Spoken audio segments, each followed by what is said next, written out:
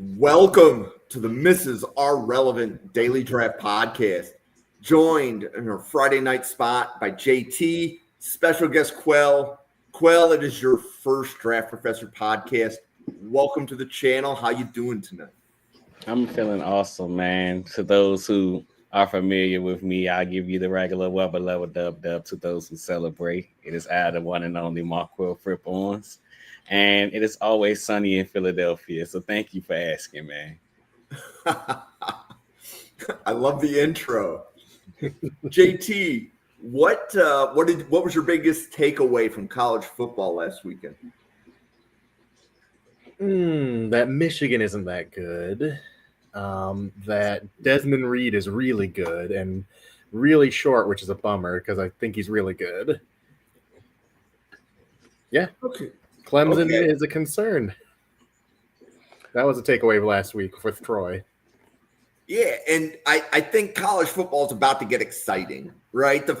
Last week, it was really hard to find matchups to talk about. Yeah. Whereas this week, we have covered, this is going to be the 10th game. So we're covering Clemson and Georgia Tech. This is the 10th game this week we're covering. Next week, the games are better than this week, but I was actually just impressed. We were able to find 10 games to cover this week with draft-eligible players in them. So, JT, between Clemson and Georgia Tech, who is your highest-graded player entering this game? So I don't do traditional grades like a lot of analysts do, but the player I like the most who I watched in this game was definitely Peter Woods, the defensive tackle on Clemson. So he, I think, is listed 6'3", 315, so he's got good size to him.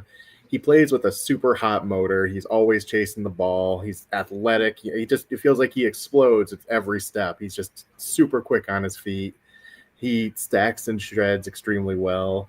He's not a powerhouse player, but he's plenty strong enough if you're looking for a 3-tech. But no one's going to mistake him for Vita Vea. But I was really impressed with him. It feels like anything you can ask him to do, he can do. And any system you want him to play in, he can play because he's that light on his feet. He just bursts great. And really, I think this is going to be one of those defensive tackles who everyone's talking about, the Quinnen Williams, the Jalen Carters. I think he's going to be in those conversations with like Jeffrey Simmons, those game wreckers in 2 or 3 years. Certainly, man. I agree with you. I couldn't agree with you more about what you said about Woods. The biggest thing that stood out to me for Peter when I had the opportunity to watch him was how I had it written down is the kid is an alien. You can ask him to do just about any and everything. You talked about him and how he was mostly used as a 3-tech during his time at Clemson. But last year, Clemson decided to get a little freaky and let's lose him along the edge. Let's have him as a stand-up pass rusher.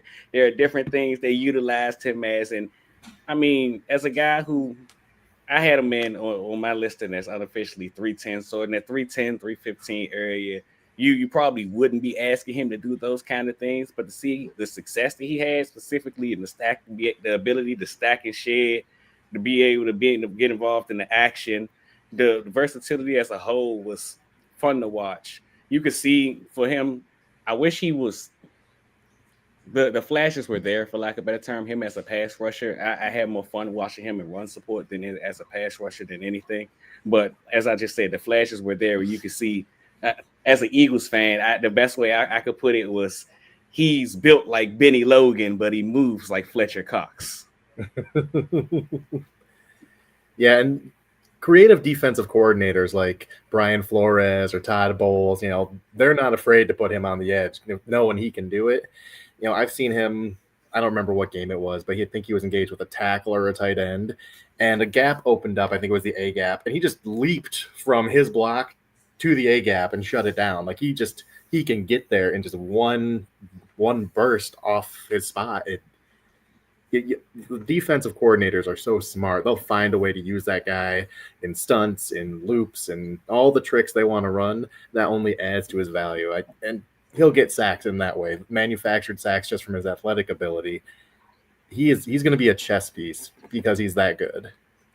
So, question on Peter Woods. So, I would say generally consensus, he's defensive tackle 1, right? If somebody says Caleb Banks is defensive tackle 1, do you consider that to be a hot take or clickbait? Or is there legit argument that Caleb Banks from Florida could be defensive tackle 1 over Peter Woods?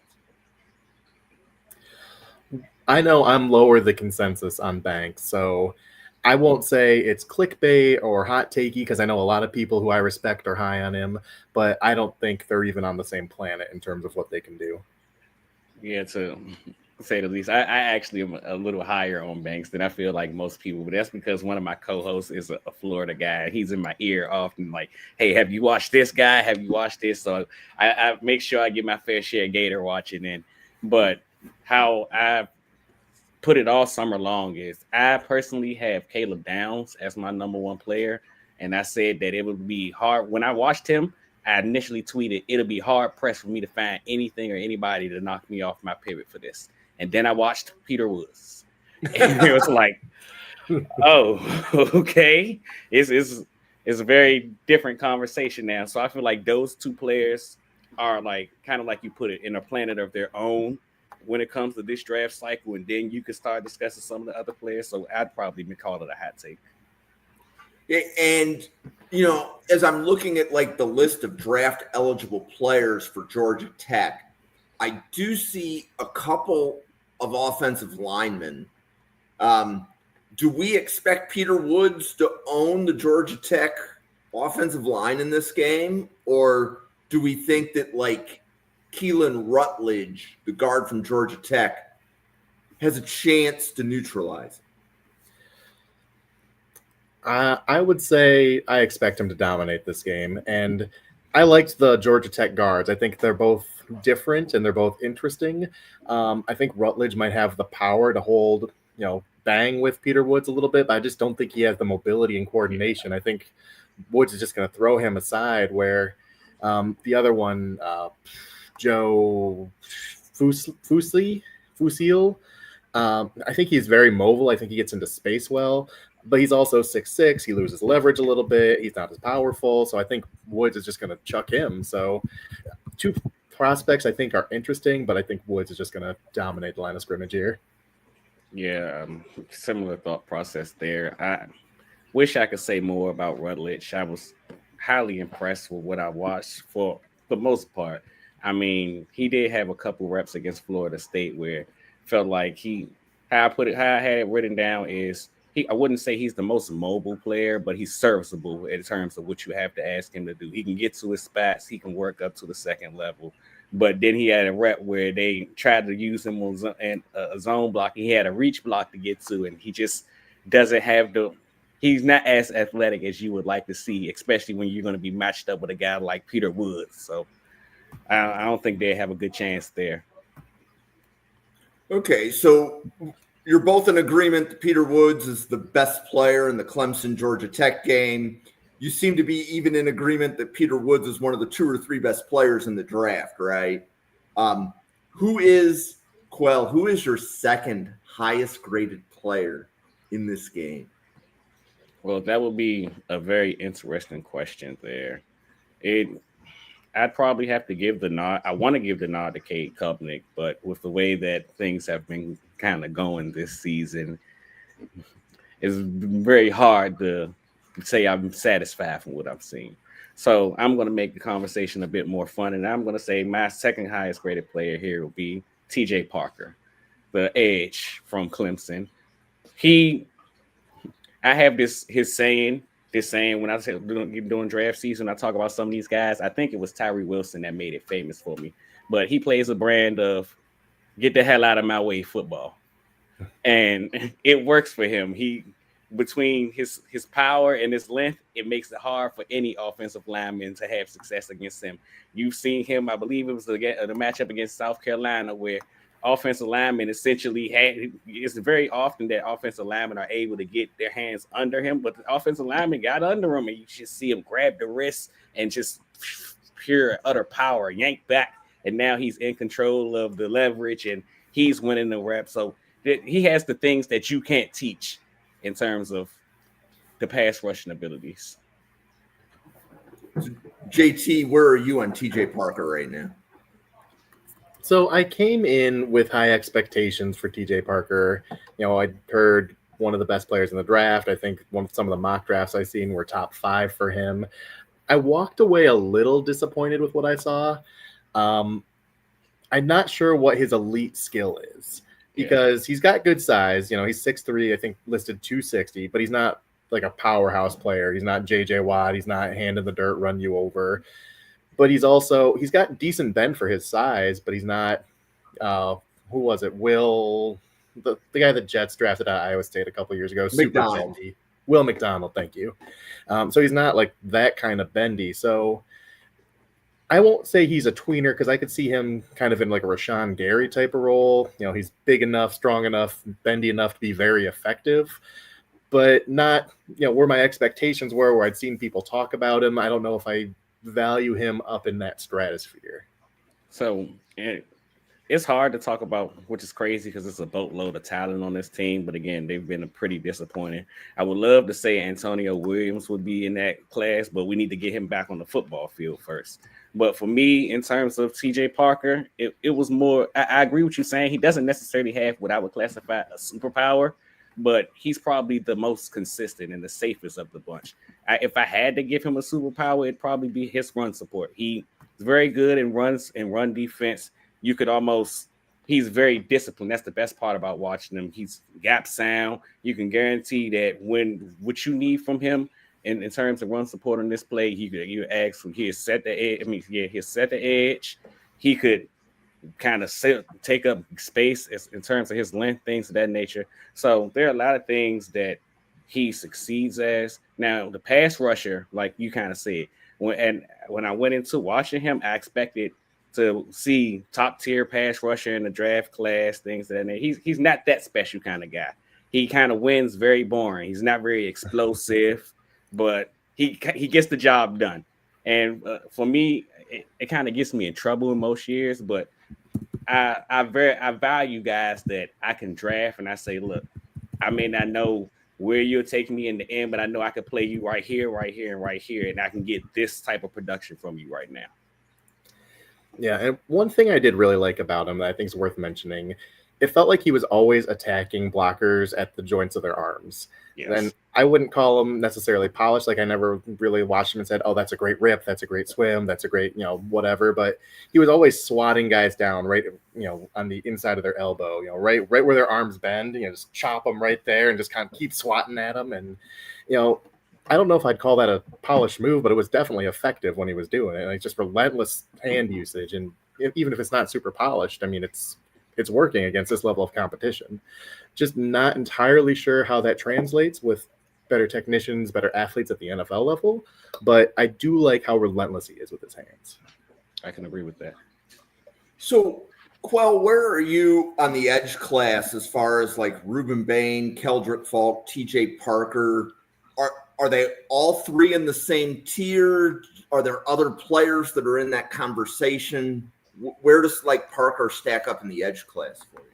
For me, Parker and Falk are fairly near each other. They'll be the guys probably right over the guys like Overton. Now, when it comes to Bain, wouldn't surprise me if Bain, I talked about how I felt about the two guys at the top in Downs and Woods. Well, Bain, I feel not as strong, but very similar in that stratosphere. I feel he can be a game changer at the next level.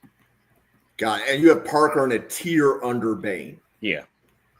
JT, have you had a chance to look at Ruben Bain or the other edges yet? I watched Falk, and I liked Falk. I liked his run support. I thought kind of the same. I wish he gave me a little bit more as a pass rusher compared to what I was expecting. I haven't built my board really yet, so I didn't start at like the high profile guys necessarily and kind of work my way down. So I haven't really got to Bain, but I did watch his game versus Notre Dame. I watched that, the TV broadcast. He's really impressive. I look forward to getting into his film. I suspect he'll be my edge one once I break into his tape, but at this point, I think Parker and Falk are the two who stand out above the rest that I've seen, just kind of in passing. But I couldn't really speak on the depth of the edge class as a whole and how it stacks up. Understood. And, with draft professors, not everybody has a board, right? We do these podcasts so that different people can see different teams and start building the board before we really get serious in November. So, Quell, I will definitely tell you that there are at least 3 people in that draft professor group chat that have Bain as their top player on their board. I know Bill Sparks does. I believe Anthony Russo does.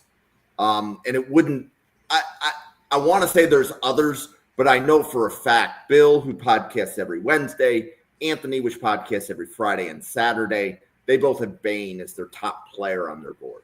So what you said kind of aligns, and that's kind of the messaging that I think that we're probably going to be hearing for the rest of the college football season is, can you unseat Bain as, one of the top 3 or 4 non-quarterbacks in the draft? So I think that's a story. If you're watching the podcast, you're probably going to be hearing that story for like the next 6 months.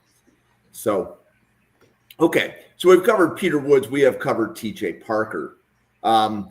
We should probably talk. There are 2 draft eligible quarterbacks in this game, Klubnik and Haynes King. Who has more to prove, Quell? Cade Klubnik or Haynes King? It's funny that you asked that, because when I was doing my game prep for this game in general, I mean, you talk about just when you get the gist of this matchup, you got Georgia Tech. They're on a 9-game losing streak to Clemson dating back to 2014.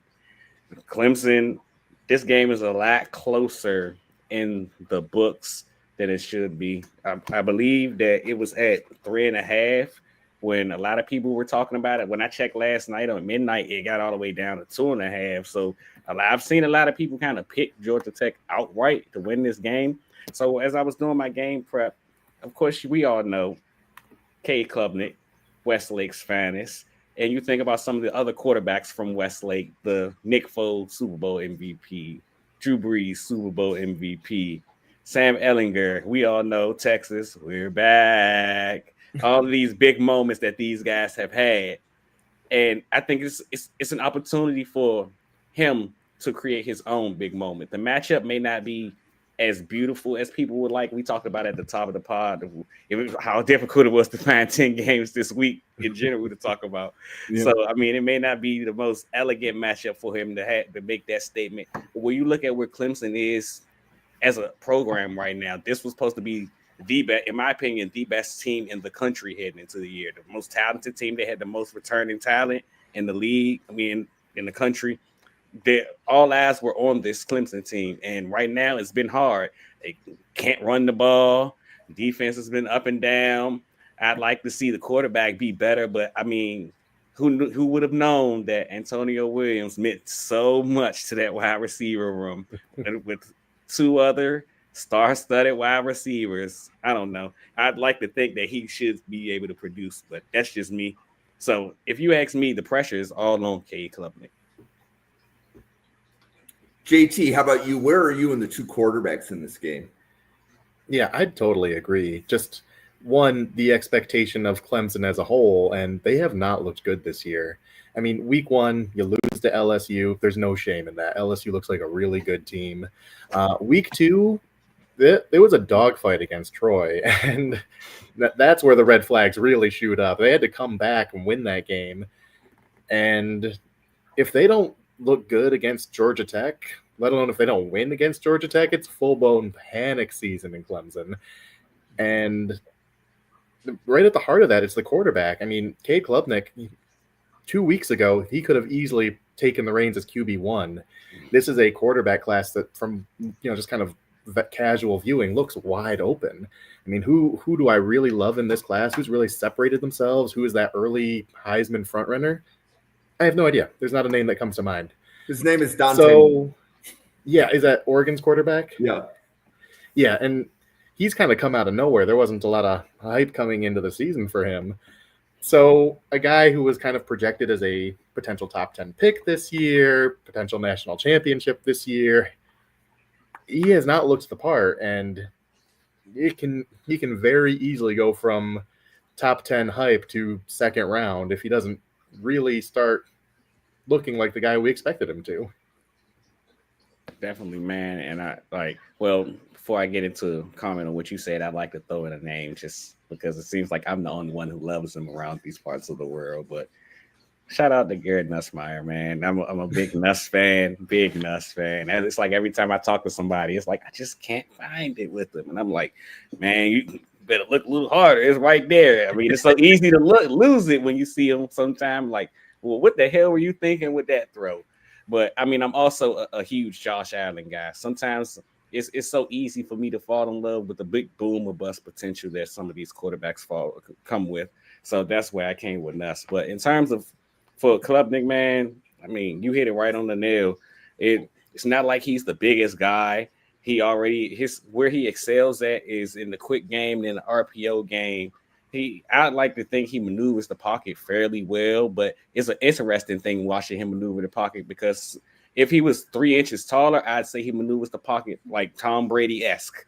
But now sometimes you watch him and it's like, are you maneuvering the pocket like this because you're that good or because you can't see? Like I believe it was a rep against, I want to say Texas A&M. I could be wrong. I had it written down, but Texas A&M, I'd say where you see him maneuver in the pocket. He has a linebacker at the second level, and he always has to leave his feet to throw the football because he's just not that tall. So there are a lot of things that are going against you. There were also a lot of things that were going his way. When I was doing my write-up of him, before this season started, when I had all the expectations I had for him, I almost put him in a tier that is near and dear to my heart, which is the J.J. McCarthy tier.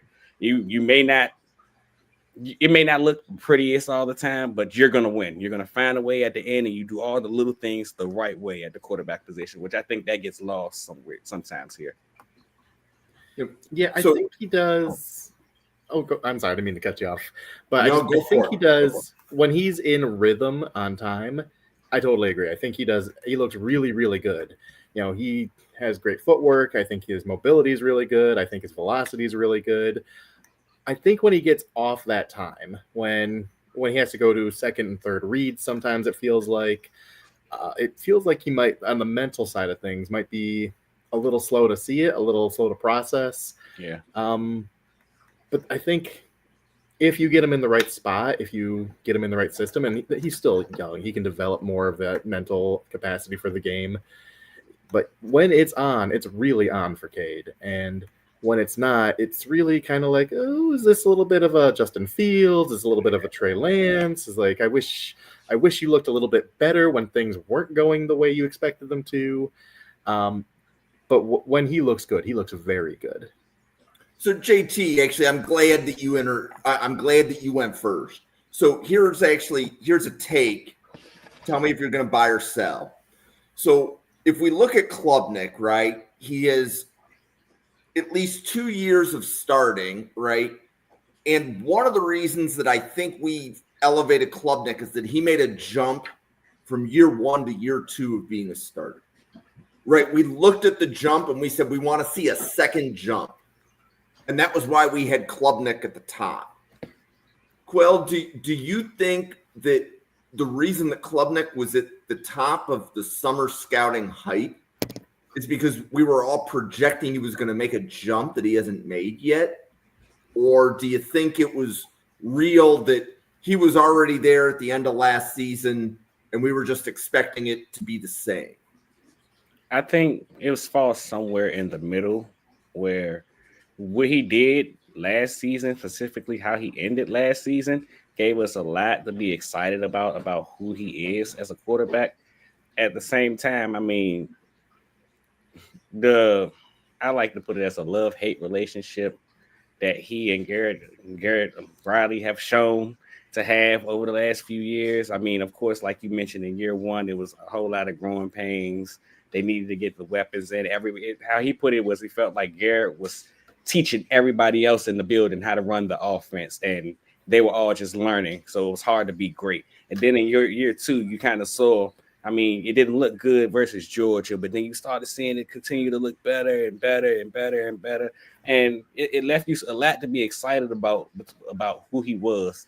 And I think, kind of like I said a second ago, it kind of came down to he did a lot of the little things where he became the safest pick. I hear a lot of people talk about Cade and this quarterback class, and they say Cade is probably the safest of the bunch. A lot of the other guys, we have to do a lot of projecting as to what they could be, and it's high ceiling, interesting floor. But with Cade, it was interesting floor. It was high floor, interesting ceiling. Exactly how much better could you get? And now you have a season like this for him, where kind of like you guys said, you get dangerously close from having top 10 hype to, well, maybe he really wasn't the guy that we thought he was to begin with. JT, any comments on that? I think even without a jump, just statistically, if you go around 35 touchdowns and 5 interceptions in back-to-back years, you're pretty much a rubber stamp lock for a top 5 pick. Well, the way teams need quarterbacks so desperately, I think if he repeated what he did last year, I think no one would give it a second thought, and he'd be consensus QB1. But I watched a little bit from his games last year leading up to this because I wanted to see what it looked like, compared to this year, because LSU is a tough barometer to go against. So I think I watched like NC State. He looks night and day different. Just the timing, the confidence. He looked better last year than what I've seen from him this year. So I think if he stayed the course or if he progressed even, it would have been a no-brainer. But regressing, it's a question of how far he'll regress and will he turn it around. I think he can still absolutely be that guy. Just he's got to get it back on track. Okay, so we've probably beaten that horse to death twice already on the podcast with Klubnik, but it's a quarterback-driven league, and that's just the way things go sometimes. So okay, let's pivot. Clemson cornerback Avion Terrell, Georgia Tech wide receiver Eric Rivers. If those two are matched up, Quell, which player is more to prove if they dominate that matchup? If they dominate the matchup? Yeah, or let me rephrase that. If they let me change the question a little bit. Between Terrell and Rivers, which player do you expect to dominate that matchup more based on how you've graded them so far? I expect Avion Terrell to dominate the matchup because this is right up his alley. When you watch Avion Terrell, you could almost tell that he's the younger brother of an all-pro NFL cornerback. He's a technician, to say the least. He does all the, kind of like I said with Cade, he does all the little things at the cornerback position very well, stays in phase. I like him better off coverage than I do in man press, but stays in phase when he can almost mirror receivers. The only problem that you typically have when you watch him is he's a smaller guy. So when he gets matched up with some of these bigger body wide receivers, it's like, oh, man, that's not your day. Well, lucky for him, the two receivers on the other side of the ball are 5'7" and 5'9". So he should be in for a great day. JT, where do you stand on Terrell and Rivers? Yeah, I absolutely agree. I think Terrell was actually a really fun surprise. I did not know what to expect because his body type is so different than his brother. I think his brother's like 6'1" and 200 plus, and Avion's 5'10" and 180. So I wasn't exactly sure what to get, but I really, really liked his tape. He reminds me a lot of Jari Alexander and the way he can play off coverage. He can break on the ball. He's really good at it. But he's feisty in press coverage. He's not afraid to be physical.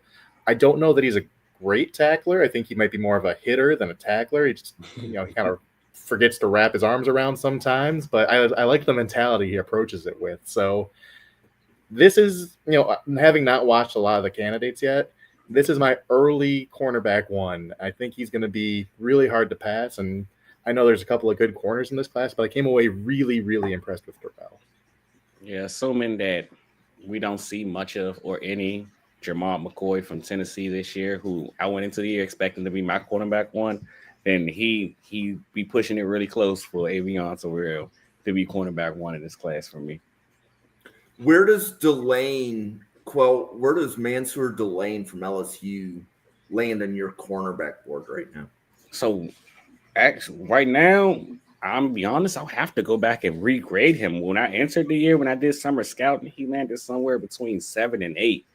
And then I watched week 1 and what he did against a group of receivers that I had a whole lot of respect for heading into this year. And if you ask me, if you went into that day and told me between Antonio Williams, who of course didn't play a whole lot of football, got injured during the game, but Antonio Williams, TJ Moore, and Brian Westco against Monsoon Delane, who was the best player on the field that day, I probably wouldn't have told you it was him, but goodness gracious, he looked so good. So I'm honestly waiting for what I call my mid-season check-in. Once we get to probably like week 5 or 6, I start going back rewatching some of the games from earlier in the year to see if there's some things that certain players have improved in. Was there something that I missed? Where did they take the jump? Some things of that nature. So I'm excited to get to that point of the year to see what I'm thinking about him and how it's changed from this point. Okay, so we should probably spend a little bit of time on some of the Georgia Tech players. We have covered Clemson on this channel. I want to say this is at least the 3rd time we've covered Clemson, but we haven't necessarily done a deep dive on Georgia Tech. So, JT, who's your favorite player in Georgia Tech that we haven't talked about yet? So we already talked about the guards. I think Joe Fusail was my favorite player. But I think this running attack as a whole with Jamal Haynes and Haynes King, I think this is a really interesting backfield in terms of running the ball. And I think it all works well together. I don't know if I love any of the Georgia Tech prospects in general in terms of where they're going to fall on my big board. But I think Jamal Haynes is one to keep an eye on. He flashed a lot in the games I watched. And Quell, where are you on Jamal Haynes right now?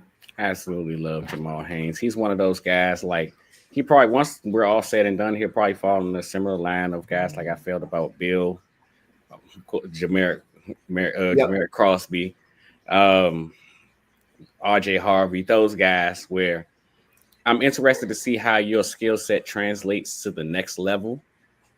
Of course, him being a former wide receiver, redshirt in his first 2 years, then making the transition to wide receiver. You can see the wide receiver background on display as you watch him. I mean, he's a bit undersized at 5'9" to be a ball carrier out the backfield, or at least a bell cow ball carrier out the backfield. But I mean, he's a crafty little guy when you try to get him out in space. And I mean, of course, like you say, the receiver history stands out, both using him as a receiver out of the backfield, and they've even used him outline in the slot a few times over the last few years. So they've gotten different ways to try to get creative in getting him the ball. It's absolutely fun watching him. So as far as Eric Rivers goes on the wide receiver board, do either of you think he's day 2, or do you think that he's just, let's say, a guy that you're going to take a flyer on somewhere on day 3? JT? For me, from just the Colorado game I watched, I'd say he's probably more day 3. He's, I'll check in on him a few more games, as he puts out more film this year.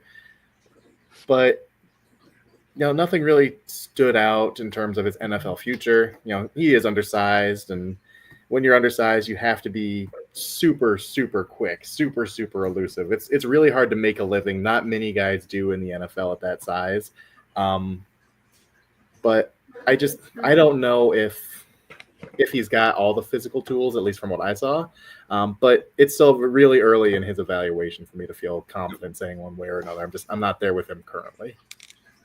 Quill, how about you? I was going to say, I feel similar. Honestly, heading into, from what I've seen over the last few weeks and of last season, I was kind of more excited to watch his teammate Malik Rutherford this year than him. I mean, Malik, of course, last year, I believe it was 67% of his yards were yards after catch. So he's just a maestro with the football in his hands. So that's what I was kind of excited to get into the year to see. But for Rivers, I kind of have him listed as a day 3 guy. I think I'd like to see him get the opportunity to show more as a receiver. At the same time, the offense, you have to take into account the offense that he plays in. Yes, and I think I've heard that from a few others too. So makes sense.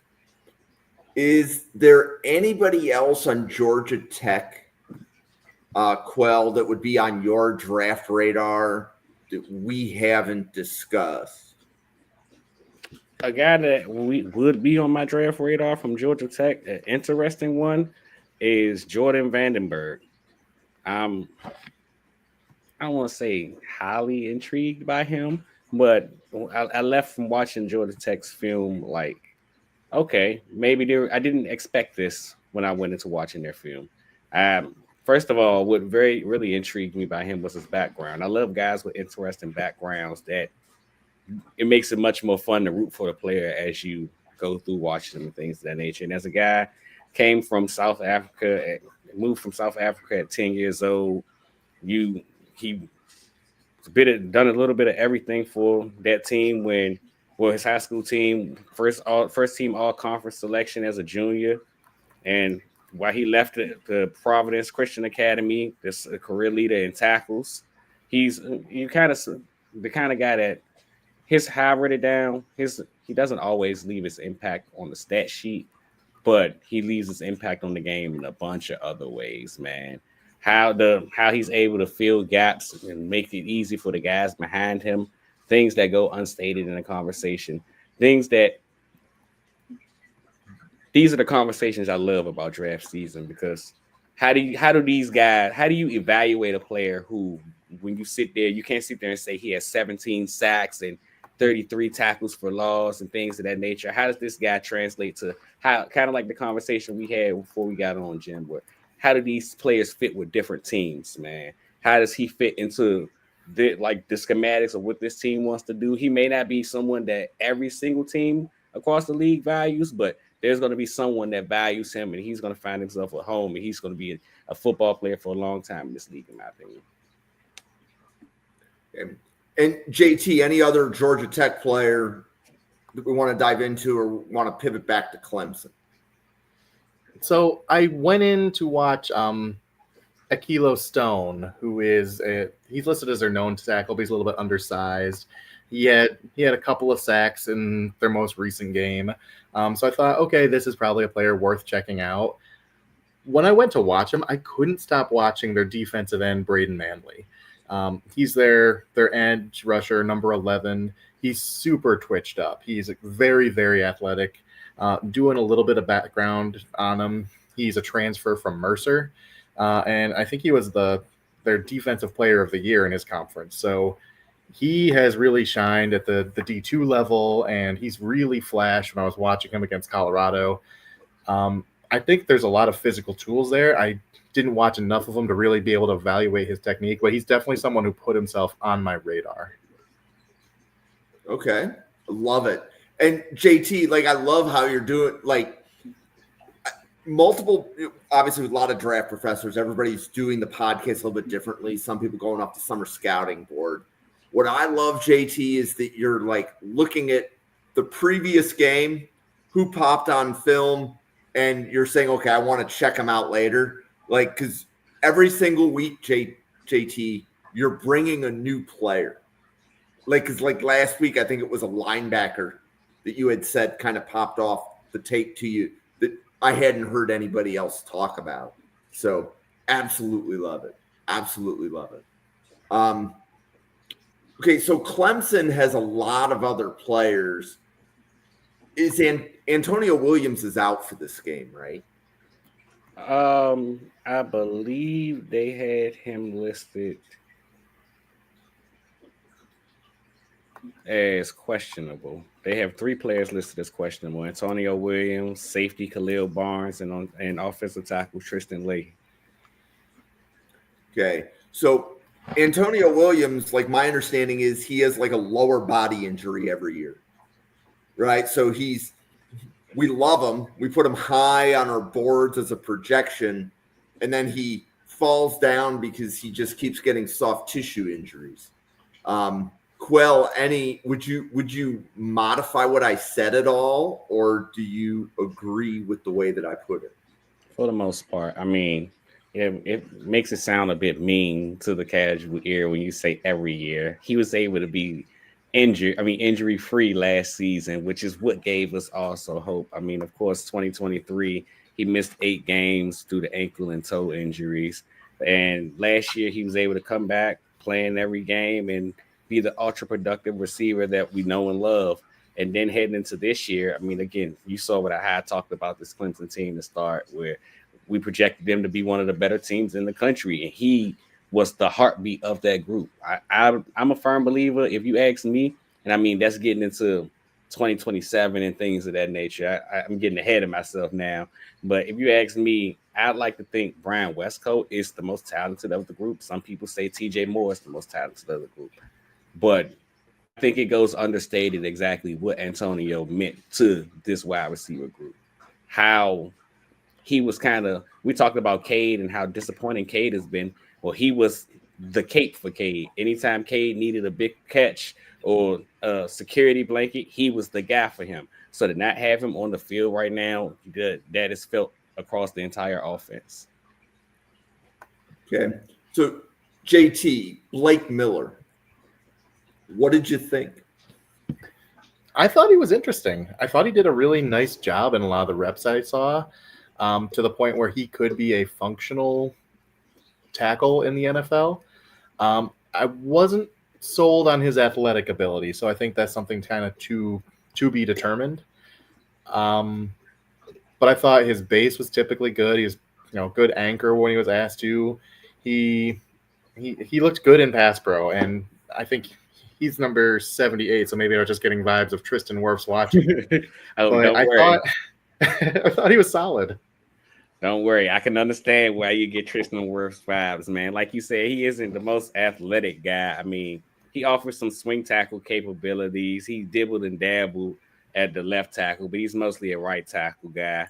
I believe it was games against Pittsburgh and the Citadel where he played left tackle.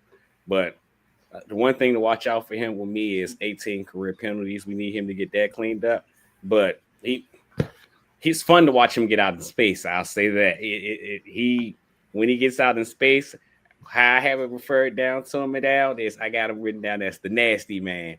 If you look back to one of my favorite things that I found out about him while doing my write-ups and research is the final play of his high school career was a 15-yard penalty because he just wouldn't stop blocking the guy all the way to the bleachers. That's just the kind of guy that Blake Miller is. He may not make his hay being the most athletic, but he's the kind of guy that you're going to want to go to war with for 17, 18, 21 games a year. You know that he's going to kick ass doing it.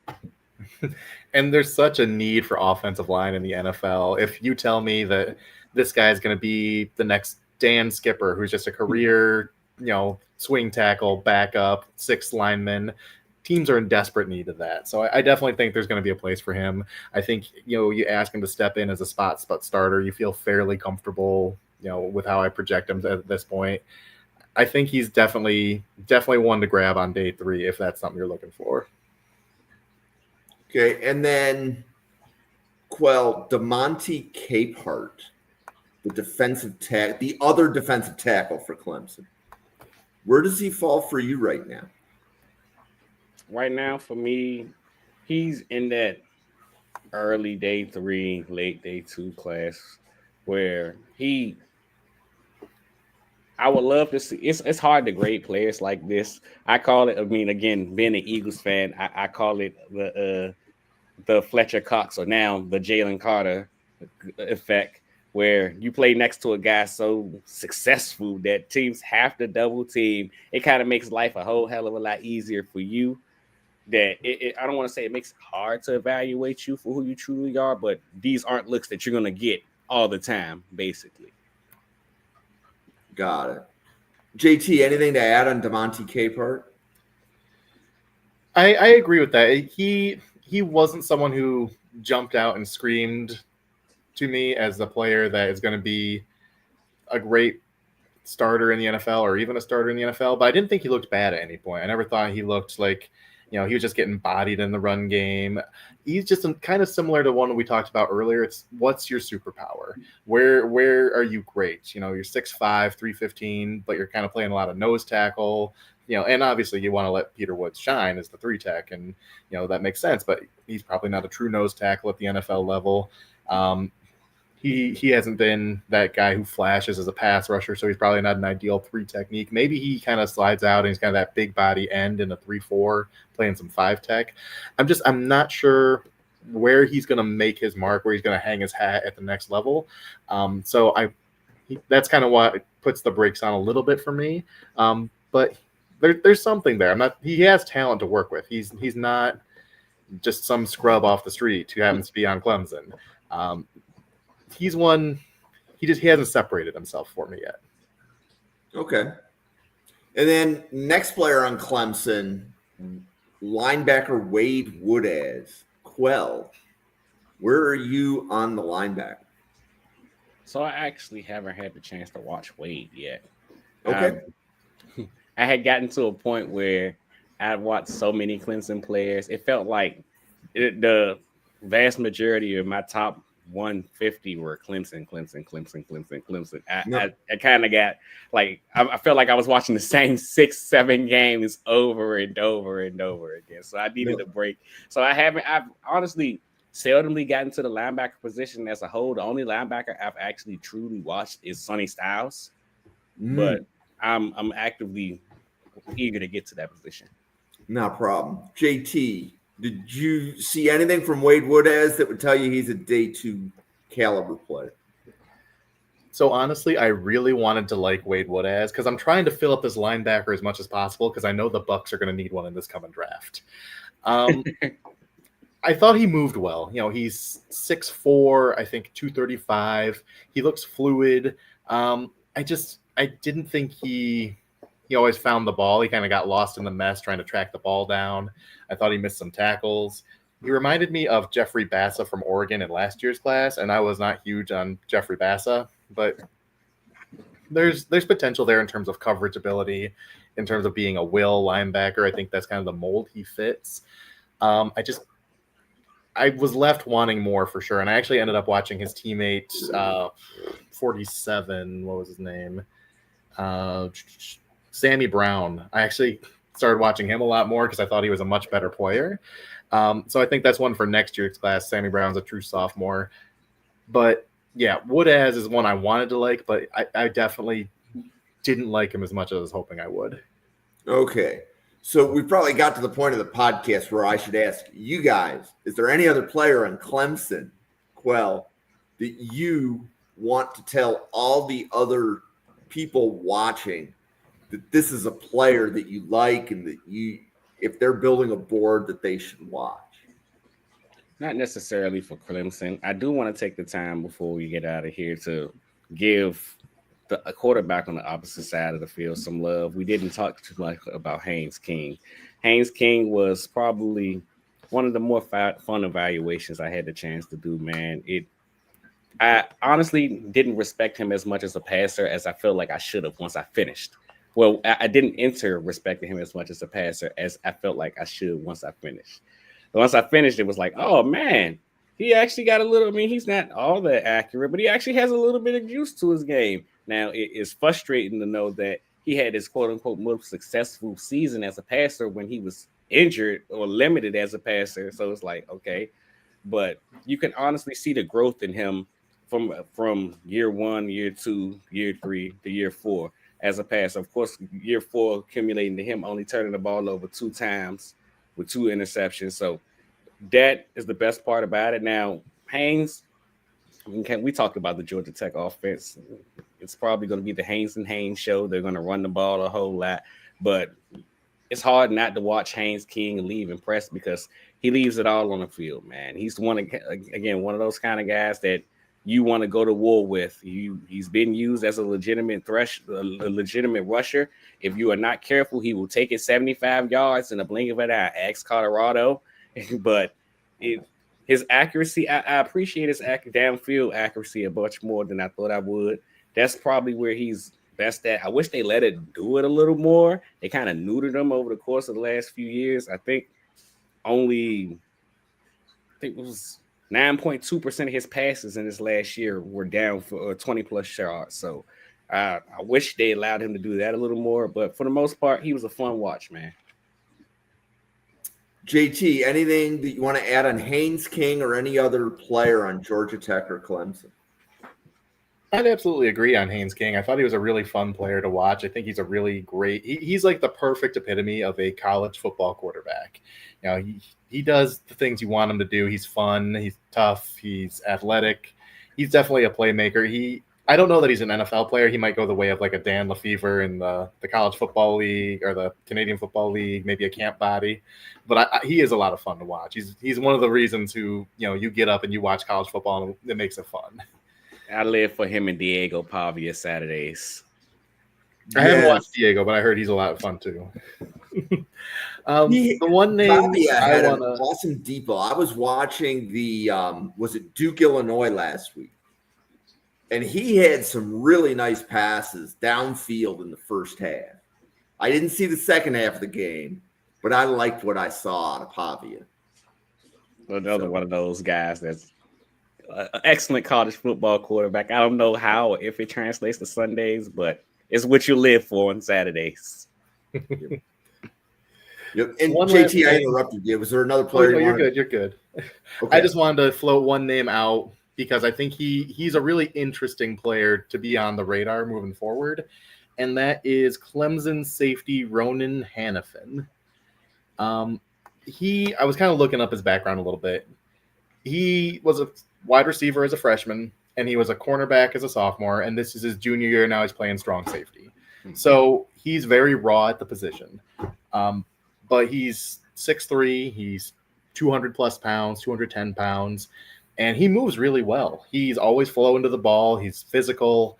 I think for a guy who's only been playing safety for a minute, he's definitely, he's making his niche. This is his first time really getting any significant playing time. And he flashed when I watched him. I always kept thinking, who's this number 5 roaming over here? He's just buzzes to the ball, and even when he's not there, he's in position to make the tackle if he has to. Considering how inexperienced he is for the position and how good he looked compared to the rest of that Clemson secondary, where a guy like that should have looked out of place with other players that are there, he didn't look out of place. And I really want to see how he progresses down the line in this season, maybe next season if he comes back, but he will be draft eligible. So he's definitely someone who put himself on my radar in this game. Well, why don't we pause and make sure that everybody watching knows how to find all of your content. So, Quell, welcome again to Draft Professors. Do you want to let everybody know about your Eagles podcast and your draft podcast and all of the other content that you make?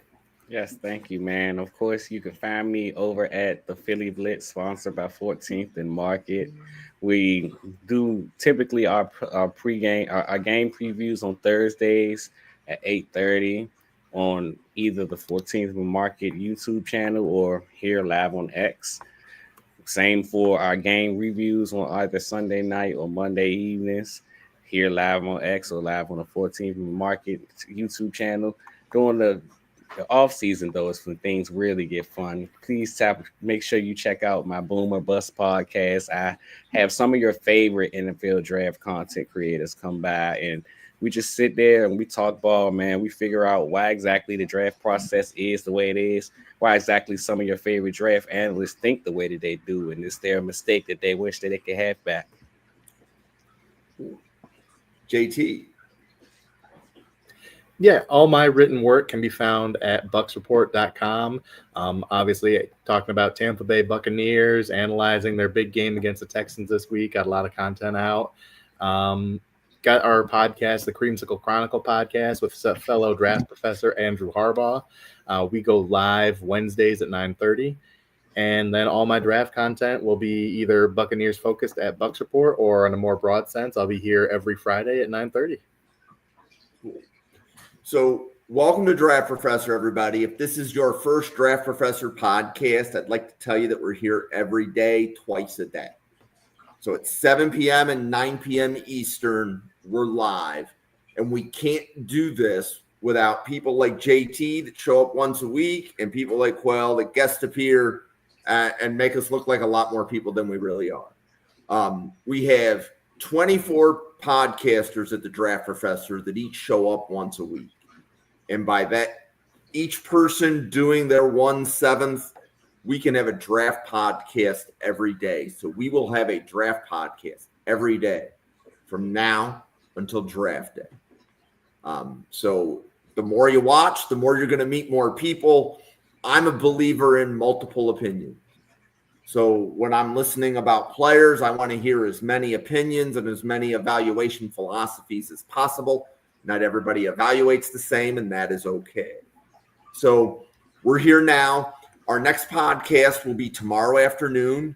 So it's draft game day with Anthony Russo, and it'll be sometime in the middle of the afternoon. So it'll be after the noon slate ends, but it will be before my son's cross-country meet at night. So it's just somewhere in that window. And then Sundays with Brian Maffey, and then Mondays at 7 and 9 p.m., Monday through Friday. And in September, we're doing game previews. And then starting the second week of October, we will begin to deep dive the draft class, do our mid-season evaluations, and start helping everybody build the board and tell you which players are grading high for us, which would imply that we think that those are the same players that you should be evaluating. With that being said, for the 94 podcasters at the Draft Professor, for Quell, for JT, for myself, thank you so much for tuning in. Enjoy your Friday night. Enjoy your weekend. We will see you on our podcast again tomorrow. Thanks, everybody.